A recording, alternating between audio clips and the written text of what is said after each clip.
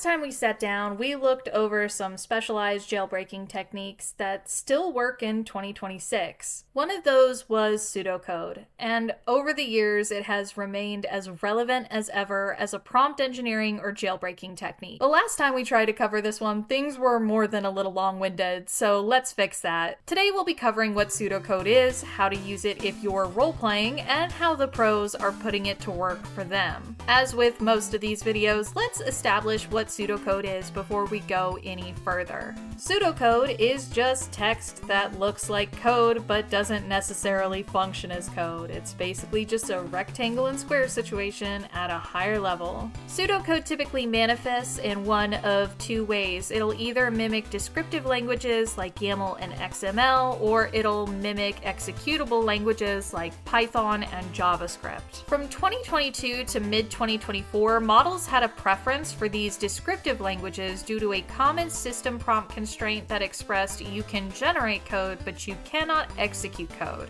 When coding capabilities became more commonplace in multimodal systems, we saw executable languages take center stage for capabilities, though many continue to use things like YAML due to their simplicity. One major benefit people used pseudocode for early on was token efficiency and scaling down regularly repeated prompts into token-friendly chunks.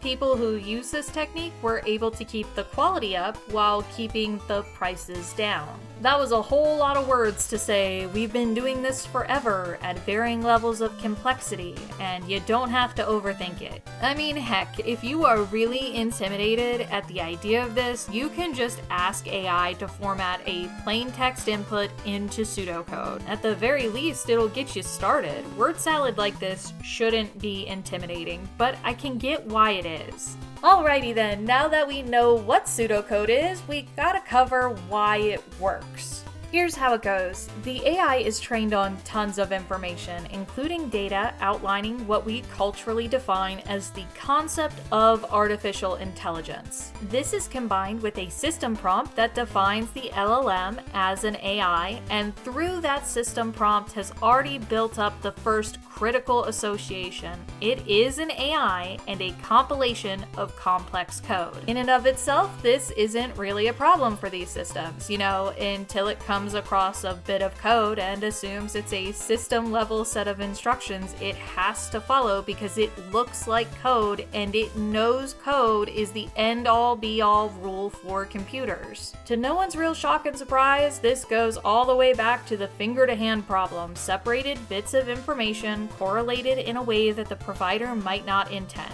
Pseudocode is the ultimate weapon of prompt engineering. It is the best at what it is, but that doesn't mean it's always what you need depending on what you're trying to accomplish. A lot of times I try and talk about how companies could fix a thing, but this is a systems limitation for now. To inhibit the effectiveness of pseudocode, they'd need to remove a lot of the association with coding, but more critically, you'd also have to remove tons of information pertaining to AI, including all fiction, and that just sounds silly. With that out of the way though, I think we're ready for some examples of how pseudocode can actually be used. These examples will increase in complexity as we go on, so if the start is too simple, I'd encourage you to skip ahead a couple minutes. The most basic implementation of this we've already covered. Take a bit of plain text and ask the system to convert it into pseudocode. Our input might read something like, rely on your training data, generate a pseudocode character sheet / role-playing instruction set for Pinkie Pie from My Little Pony Friendship is Magic. Use a descriptive pseudocode like YAML. And instant pony instructions. From here, you can always make adjustments, especially if the writing style needs to be refined or some traits need to be nudged to meet your headcanon. Because pseudocode is often read closer to the system level, characters adhere to the personality you set for them. And in the moment, that signals that this is a correction or update to the system that it's expected to follow. In short, make all the canonical rules and demands you desire, or throw them to the wolves and go full headcanon. I know this has all been crazy difficult so far, so getting into a more complex example is just rude, but here we go. Let's make a simple guessing game. Number games are boring, so how about we give the system a favorite character and have the end user ask questions until they figure it out. 20 questions, yes or no answers are our preference here. Of course, we will know in doing this what the system's favorite character is. So if you're using this kind of prompt to do something like write a role-playing adventure bot, it can spoil some of the fun of being surprised by the story. All the same, back to 20 questions bot over here. We're going to try and imitate some executable code this go around, and we're going to do so very badly. Let's start off by just initializing the game. The system reads this as something being booted up, and now it's really paying attention to the instructions that follow. On the next line, we're gonna start by setting the system's favorite character. And now that GPT knows that Kuwabara is the GOAT, we can start defining some rules. So on a new line, we'll start with this term define. And here's where we can jam in some plain text to define the rules because we want to wrap this game up and move on to the more complex stuff. So we tell the system that it only answers yes, no, or if the user guessed correctly. We define a second rule in plain text that says no other responses can be given beyond what's stated in rule number 1. And lastly, we define that final rule as something that gives a bit of leeway with typos and misspellings. Pro tip here, you can actually use this part to give it a specific threshold, so if the guess is off by 1 character, maybe that's okay, but not if it's more than 3.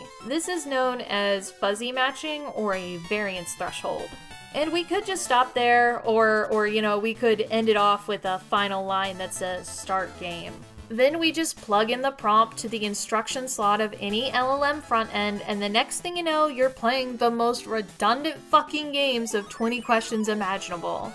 None of that looked like any kind of code that had actually accomplished what we set out to do. It wasn't complex, it just asked us to rely on the logic side of our brain to speak in a way that allows for both your comprehension and better machine visibility. I personally find the system does tend to favor code that has at least a little bit more structure and depth to it, but it really isn't necessary at all to get started. Here's where the professionals sometimes get in on the pseudocode train. We can introduce the idea of non-negotiable returns, which can be super useful for both agents and security oversight tools. The idea here is pretty simple. Just like our game, we lock down the way a system can respond, and even tell it the format it can respond in. Our 20 questions game did this by saying only use yes or no or tell the user if they won, but that concept can be used for simple tasks.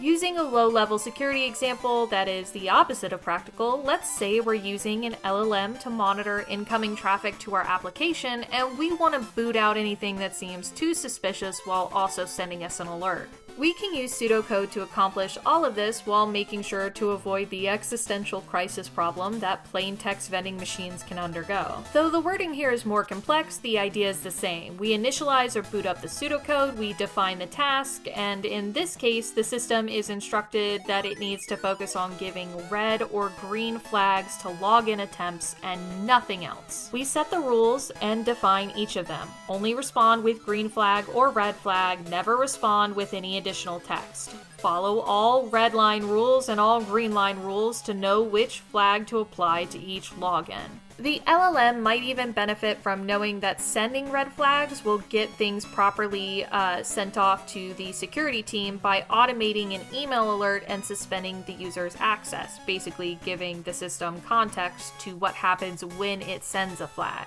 If you've been keeping up on the agents I've been making for the last 3 years, this has been our consistent shortcut to giving LLMs additional functionality. The format this time more closely resembles JavaScript, but we're still able to sprinkle in some plain text as we need it. Lastly, we have to set the green lines and the red lines for the system. We'll say that anything outside of the state of Kansas that tries to log in, we give the boot to prevent scalpers from pulling up the bricks on the yellow brick road. And then if they've tried to log in and failed with a password more than 10 times in the last hour, they should also be locked out. Just like with lower level forms of pseudocode, we instruct the system that it's time to start and begin monitoring the actual workload. RPA and agentic systems made to minimize mundane work can find a lot of use with things like pseudocode.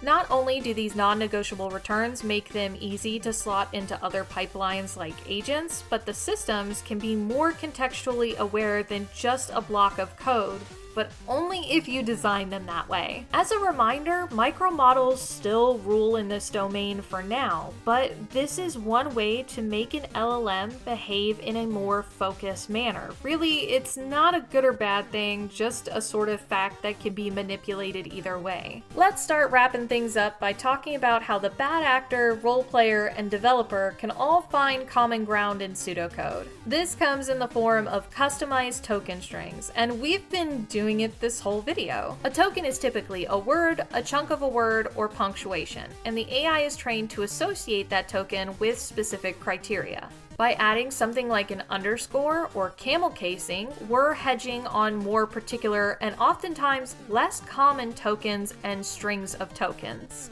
The plaintext prompt, "She wore a black sweater and a white skirt," is different from clothing equals black underscore sweater, comma, white underscore skirt. It all goes back to how these systems work. Linear and nonlinear, hyperbolic time chambers, equations. Please no math today. All you need to know for this is that there's a lot of squishing and squashing of data, and nuances can get lost, like the fact that in our plain text prompt, this is supposed to be a black sweater. It looks like that got mixed up in the process because these were read as two individual tokens. Custom syntax allows us sometimes to join strings of tokens together, allowing for responses that more readily meet the criteria of whatever task they're trying to comply with. Hurdles with pseudocode mostly include that barrier to entry, since the initial setup can be intimidating and its usefulness in day-to-day conversational AI just might not be there outside of the initial instruction block. The biggest issue pseudocode suffers from is universal to all jailbreaks, and that's that it can't make the system magically better. You aren't going to prompt your way into tripling its own benchmarks by going intelligence equals max, just like you can't remove all restrictions by telling it to just ignore the system prompt. What things like this allow is for more flexibility within a constrained system, better adherence to user instructions, and some mild context awareness to complex scenarios. Oh, Jesus Christ, that's a huge moth. You scared the shit out of me. Okay, back on track. I like pseudocode. I've used it to write adventuring chatbots, show off vulnerabilities, sideline content filters, create puzzle games, and service anywhere between 5 and 15,000 users on our website every month. Use it if it calls to you, chuck it if it doesn't, but always remember that in your back pocket, this thing does exist and it will clear roadblocks like TNT strapped to a big rig. So I don't know, go out there and do the damn thing. See ya, nerds.